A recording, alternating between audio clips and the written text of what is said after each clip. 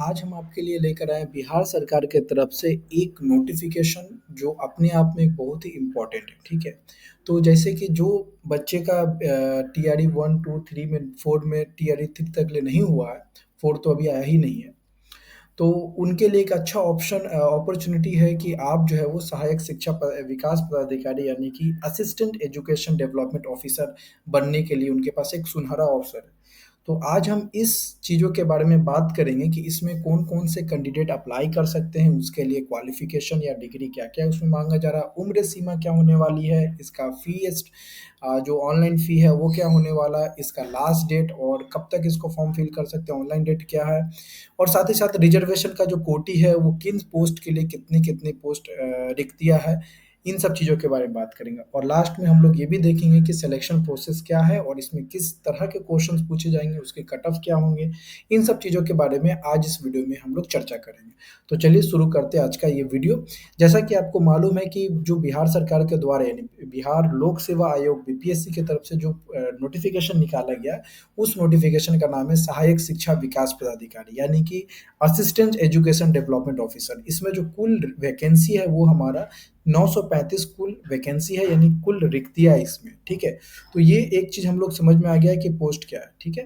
इसके अलावा अगर हम लोग बात करें कि कोटी की बात करें, रिजर्वेशंस की बात करें कि किन पोस्ट के लिए कितनी सारी रिजर्वेशन है, तो जैसे कि आप देख पा रहे हैं कि जो अनारक्षित है यानी कि जनरल के लिए 374 हो गया है हमारा, आर्थिक रूप से कमज़ोर वर्ग के लिए 93 है हमारा, अनुसूचित जनजाति के लिए हमारा क्या है वो 150 है और अनुसूचित जाति के लिए 150 है, अनुसूचित जनजाति के लिए 10 है और अत्यंत पिछड़ा वर्ग के लिए 168, 112 पिछड़ा वर्ग के लिए और पिछड़ा वर्ग की महिलाओं के लिए 128। टोटल जो हमारा जो है वो कुल यहाँ पे आप देख सकते हैं कि 935 टोटल पोस्ट हमारा है जिसमें से हमारा 35% जो क्षैतिज आरक्षण के फलस्वरूप कुल पद में से महिलाओं के लिए जो अनुमानित पदों की कुल संख्या होगी वो 319 होने वाली है, ठीक है? तो हम लोग समझ में आ गया कि जो टोटल पोस्ट कितना है और टोटल रिक्तियाँ कितना है और टोटल रिक्तियाँ में किन कोटि को कितने सारे पदों में संख्या है वो हम लोगों ने बात कर लिया, ठीक है? अब हम लोग आते हैं सीधे वेतनमान के बारे में यानी कि सैलरी के बारे में। तो देखिए प्रारंभिक वेतन स्तर जो हमारा 5 का होने वाला है। मूल वेतन जो हमारा 29,200 का होने वाला है पर मंथ आपको मिलेगा। लेकिन साथ ही साथ आपको एक बात ध्यान में ये भी रखना है कि राज्य सरकार द्वारा समय-समय पर किए जाने वाले वेतन पुनर्निरीक्षण के आलोक में परिवर्तनीय होंगे, यानी कि आपका समय-समय पे आपको जो भी है वो सैलरी जो होगा वो बढ़ेगा ही, इंक्रीज़ करेगा ही, ठीक है? ये आपको ध्यान में रखना है, ठीक है? शैक्षणिक योग्यता भाई कौन-कौन से लोग इस फॉर्म को फिल कर सकते हैं, उसके लिए शैक्षणिक योग्यता क्या है?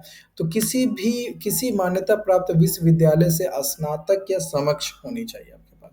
तो अगर आप बीए किए हुए तब भी आप फॉर्म फिल कर सकते हैं, बीकॉम किए तब भी आप फॉर्म फिल कर सकते हैं, बीएससी किए तब भी आप फॉर्म फिल कर सकते हैं। तो आप किसी भी मान्यता प्राप्त विश्वविद्यालय से अगर आप स्नातक किए हुए हैं, तो आप फॉर्म फिल कर सकते हैं, ठीक है? उम्र सीमा की अगर हम लोग बात करें तो दिनांक 1/8 यानी कि अगस्त 2025 को न्यूनतम 21 वर्ष का होना चाहिए और अधिकतम की बात करें अगर हम लोग तो अधिकतम जो हमारे जनरल कैटेगरी के जो पुरुष हैं उनको 37 वर्ष होना चाहिए।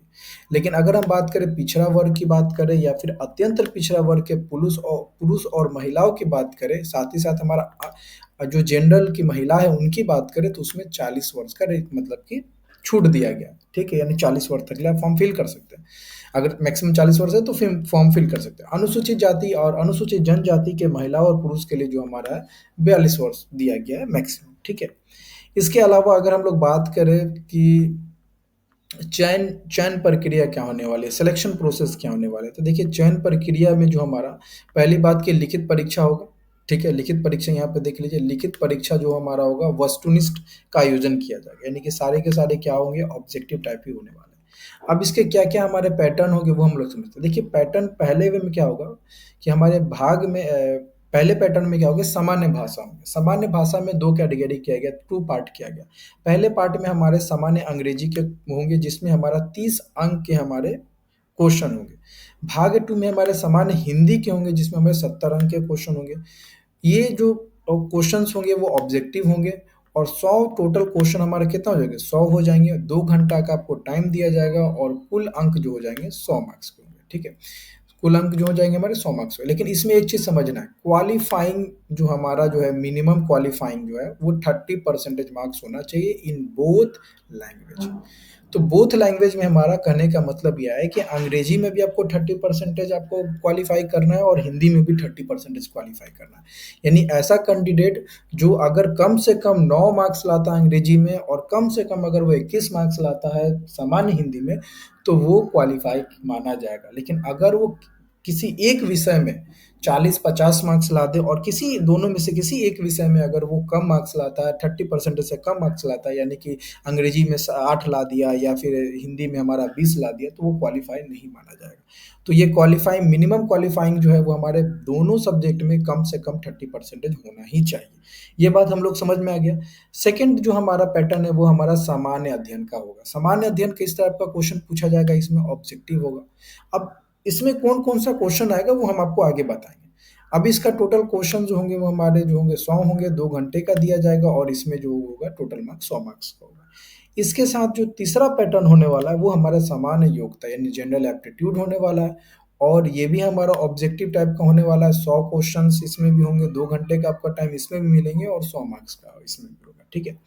लेकिन एक चीज आपको ध्यान यहाँ पे रखना है कि प्रत्येक गलत उत्तर के लिए 1/3 जो है 1/3 निगेटिव मार्किंग का प्रावधान है। यानी कि अगर आप 3 गलती करते हैं तो एक क्वेश्चन का मार्क्स कट कर लिया जाएगा, ठीक है। ये आपको समझ में आ गया बात, ठीक है।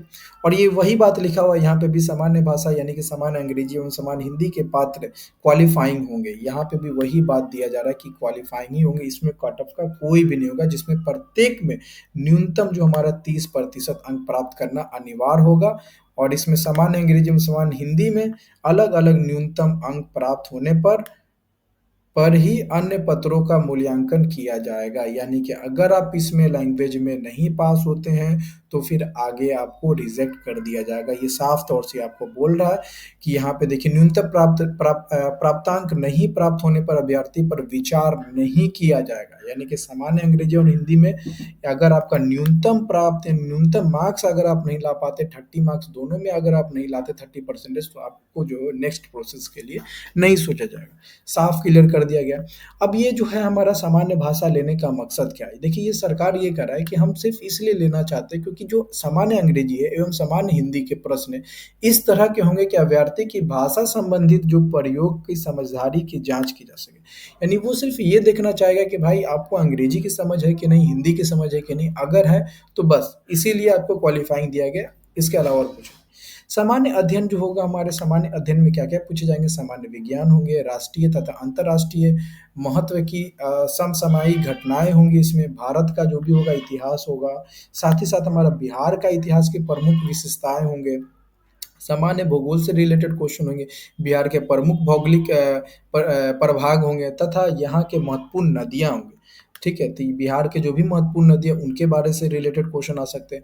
भारत के राज्य व्यवस्था से रिलेटेड आपके क्वेश्चन पूछे जा सकते हैं, आर्थिक व्यवस्था हो सकते हैं, आज़ादी के पश्चात यानी कि आज़ादी से पहले जो बिहार की जो अर्थव्यवस्था की जो प्रमुख परिवर्तन थे, उसके बारे में से क्वेश्चन आ सकते हैं। और भारत के राष्ट्रीय आंदोलन तथा इसमें बिहार का योगदान को जांचने वाले प्रश्न होंगे।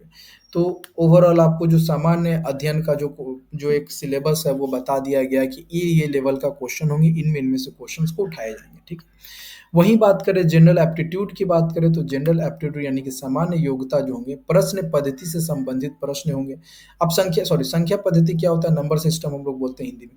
पूर्ण संख्याओं का यानी कि होल सिस्टम बोलते हैं हम लोग, का अभिकलन किया जाएगा। दशमलव यानी कि डेसिमल, फ्रैक्शन ये हो गए। संख्याओं के बीच में परस्पर संबंध जो होगा, रिलेशन बिटवीन द नंबर्स जो होंगे। मूलभूत अंक जो होंगे, फंडामेंटल जो मैथमेटिक्स होंगे, गणितीय संक्रियाएं होंगे, प्रतिशत परसेंटेज होंगे, रेशियो अनुपात होगा तथा समानुपाती जो हो गए, ये भी आपसे क्वेश्चन पूछे जाएंगे। औसत एवरेज होंगे, जो ब्याज होगा यानी कि इंटरेस्ट होगा, इसमें प्रॉफिट एंड लॉस से रिलेटेड क्वेश्चन पूछे जाएंगे। इसके अलावा सामान्यता एवं विभिन्नता मतलब स्थान, काल्पनिक स्थान से अभिविन्यास यानी कि इससे रिलेटेड आपके जो भी रीजनिंग से रिलेटेड जो भी क्वेश्चन आपसे बनेंगे वो भी आप करेंगे। तो मैथ हो गया, इसमें रीजनिंग भी आपके क्वेश्चन होंगे। तो ये हो गया आपकी ये चीज़ों में। लिखित परीक्षा के उपरांत जो भी दस्तावेज सत्यापन आयोजित की जाएगी उसमें अभ्यर्थी को अपने ऑनलाइन आवेदन में किए गए दावा के अनुसार सभी वांछित प्रमाण पत्रों की मूल प्रति के साथ उपस्थित होने अनिवार्य होगा, अन्यथा मेधा सूची में सम्मिलित नहीं किया जाएगा। अब देखिए लिखित परीक्षा में जो लोग पास हो गए हैं तो उनको जो भी डॉक्यूमेंट्स अप्लाई किए थे, जैसे कि कोई कैंडिडेट अगर ओबीसी कैटेगरी से बिलोंग करता है तो ओबीसी का सर्टिफिकेट उसके पास होना चाहिए, मूल प्रति के साथ साथ जो हमारा जेरोक्स का भी उसके पास होना चाहिए, और जो भी उसमें अप्लाई के दौरान उसमें जो भी चीज़ें को वो सेलेक्ट किया है वो सब चीज़ें उसके पास डॉक्यूमेंट्स होना चाहिए। अन्यथा उसको क्या किया जाएगा कि जो मेगा सूची होगा उसमें सम्मिलित नहीं किया जाएगा, ठीक है? मेरिट लिस्ट में उसको सम्मिलित नहीं किया जाएगा। मेगा सूचित का क्या मतलब है यहाँ पे? मेगा सूचित यहाँ पे लिखित परीक्षा में प्राप्त अंकों के आधार पर आयोग अंतिम चयन, यहाँ पे देखिए लिखित परीक्षा में प्राप्त अंकों के आधार पर आयोग अंतिम चयन हेतु मेगा सूचित, यहाँ पे मेरिट लिस्ट की बात की जा रही है, तैयार करेगा, ठीक है? और मेरिट परीक्षा में प्राप्तांक सामान्य होने की स्थिति में सामान्य अध्ययन विषय के प्राप्तांक के अनुसार मेधा क्रम निर्धारित किया जाएगा। देखिए आपका जो लिखित परीक्षा में जो भी प्राप्त हो गए समान होने की स्थिति में, यानी समान अध्ययन विषय में उसके अनुसार जो भी सामान्य अध्ययन विषय में जो भी आपने अंक प्राप्त किए उसके अनुसार हमारा जो होगा वो क्या होगा, मेगा सूची बनेगा, यानी कि मेरिट लिस्ट बनेगा। लिखित परीक्षा एवं सामान्य अध्ययन परीक्षा अध्ययन विषय में भी प्राप्त समान होने पर भी स्थिति में उम्र तथा यानी कोई ऐसा कैंडिडेट है जिसका जो है वो मार्क्स सेम आ गया तो सामान्य अध्ययन भी देखा जाएगा, सामान्य अध्ययन में किसका ज़्यादा मार्क्स है उसको सेलेक्ट किया जाएगा। अगर सामान्य अध्ययन में भी उनका सेम मार्क्स आ गया दो कैंडिडेट का तो उसका डेट ऑफ बर्थ के हिसाब से देखा जाएगा, जिसका उम्र जो होगा वो ज़्यादा होगा उसमें भी होगा। अब मान लेते हैं कि उम्र में भी कोई चीज़ का अगर सेम आ गया ऐसा कंडीशन में, तो देवनागरी लिपि में वर्णमाला के अनुसार नाम वाले उम्मीदवारों को वरीयता दी जाएगी। तो जो भी देवनागरी लिपि के अनुसार जिसका भी नाम पहले आ रहा है उसके हिसाब से उसको दिया जाएगा। तो इतना कंडीशन नहीं होता है, एज तक लिए वही लिमिट रहता है, ठीक है? इसके बाद आरक्षण के बारे में हम लोगों ने देख लीजिए, आरक्षण जो बिहार के निवासी हैं उनको डेफिनेटली आरक्षण मिलेगा ही। अब इसके रिलेटेड और क्या है, कोड है जनरल, ये सब फॉर्म फिलने के दौरान आपको आएगा। और इम्पोर्टेंट कुछ और इसमें देखते देखिए यहाँ पे आपको मैट्रिक ये सब फॉर्म फिलने के दौरान के लिए आपको डॉक्यूमेंट्स बोल रहा है कि ये सब चीज़ें लगेगा। हाँ, फी की बात करें, फी कितना होगा? सामान्य प्रशासन विभाग बिहार के संकल्प ज्ञापांक आपका इतना इतना इतना के आलोक में, ठीक है, प्रत्येक अभ्यर्थी को मात्र 100 रुपया का ही यहाँ पे फॉर्म फिल किया जाएगा, परीक्षा शुल्क जमा किया जाएगा, 100 रुपया ही लगेगा। देखिए अब यहाँ पे आवेदन का जो प्रारंभिक तिथि है वो 27/8 से है, यानी कि कल से स्टार्ट हो जाएगा ये, और आवेदन भरने की जो अंतिम तिथि है वो हमारा 26/9 यानी कि सितंबर है। तो ये आपका वीडियो रहा। इस वीडियो में हमने जहाँ तक हो सका वो सारा इन्फॉर्मेशन देने का प्रयास किया। अगर आपको फिर भी इसमें ऐसा लगता है कुछ चीज़ें छूट गया तो आप हमें कमेंट बता सकते हैं और अपना फीडबैक दे सकते हैं। अगर आपको ये अच्छा लगा तो आप शेयर करें। Thank you so much.